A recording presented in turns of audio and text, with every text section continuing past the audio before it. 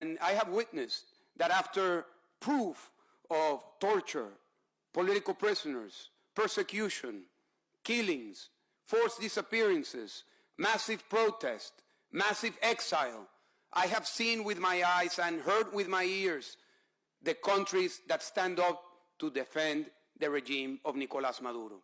I have seen Iran, China, Eritrea, Zimbabwe, Uganda, North Korea, going one after the other, just supporting the atrocities committed by the regime of Nicolás Maduro. And it's like an orchestra. When they come here and reports are presented, they support each other. We need to make the distinction between the people that make the reports, the NGOs, the professionals that go to the ground and risk their lives. Many of them work for the UN. But after they present those reports, unfortunately, nothing happens. Nothing happens. It's like an orchestra that is not heard. We have seen with shock and with joy, in the case of Venezuela, the capture of Nicolás Maduro, the head of a criminal organization that was torturing and subjecting our country of millions of people on January the 3rd. Venezuelans celebrated with joy.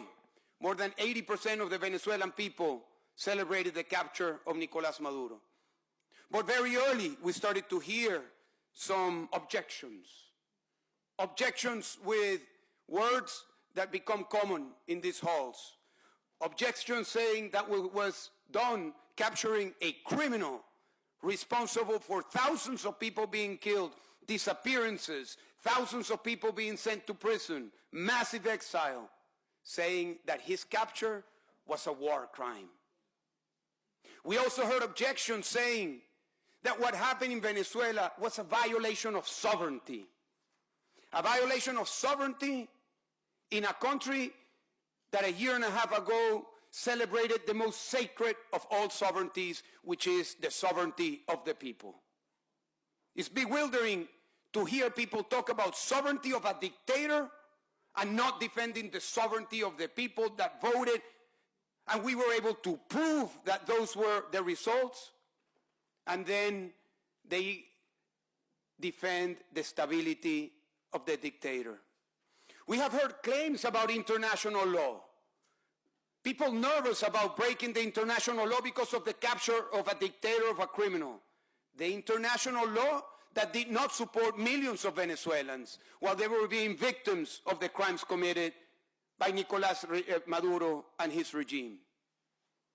So unfortunately, this international structure, these international laws, these international and multilateral buildings are not delivering to the people. They are certainly not delivering to the voices sitting here in this room today. And we have heard once and again from one country to the other that we are frustrated because it's only words, it's only paper, it's only tears, but no action.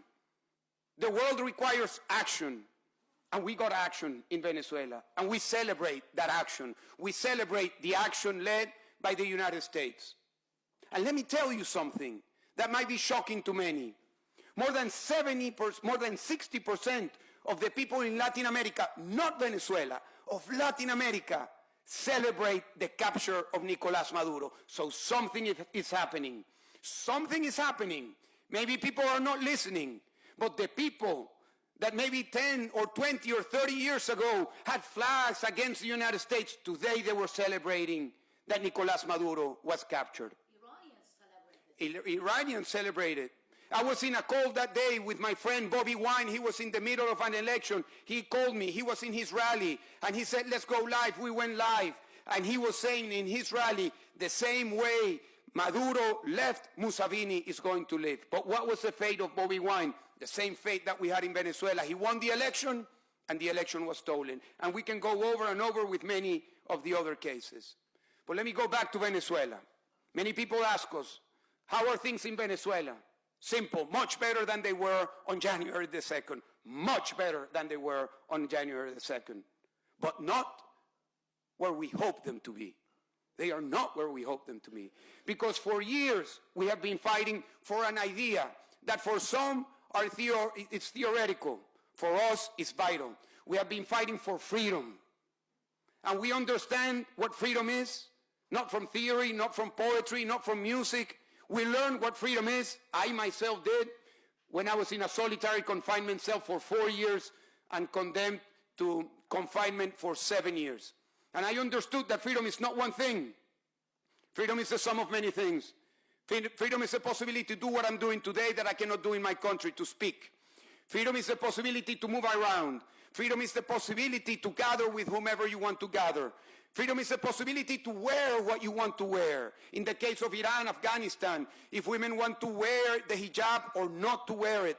Freedom is the possibility to believe in whoever you want to believe or not to believe if you don't want to believe. And we just heard that there are hundreds of thousands of prisoners because of their belief.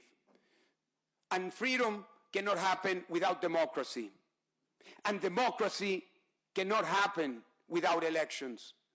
So what we hope for, and what we are fighting for, and what we will deliver to the people of Venezuela, and what is the main responsibility of the Venezuelan leadership led by the legitimate elected president Edmundo González Urrutia, and the legitimate leadership of Maria Corina Machado, is to go to the people through a free and fair elections for the Venezuelan people to make that transition to democracy. That is our hope, that is our dream, that is our commitment, and that will be the good news that we will deliver to all of you. And we will know, and I'll end with this, that when Venezuela transitions to democracy, Cuba will transition to democracy, Nicaragua will transition to democracy, and the impact will be felt in Africa, in Asia, in Eastern Europe, and in the Middle East, because this fight, my dear friends, it's a global fight for freedom. So long live freedom, long live the political activists, the human rights defenders, and the women and the men that believe and give their lives to freedom, human rights, and democracy. Thank you very much.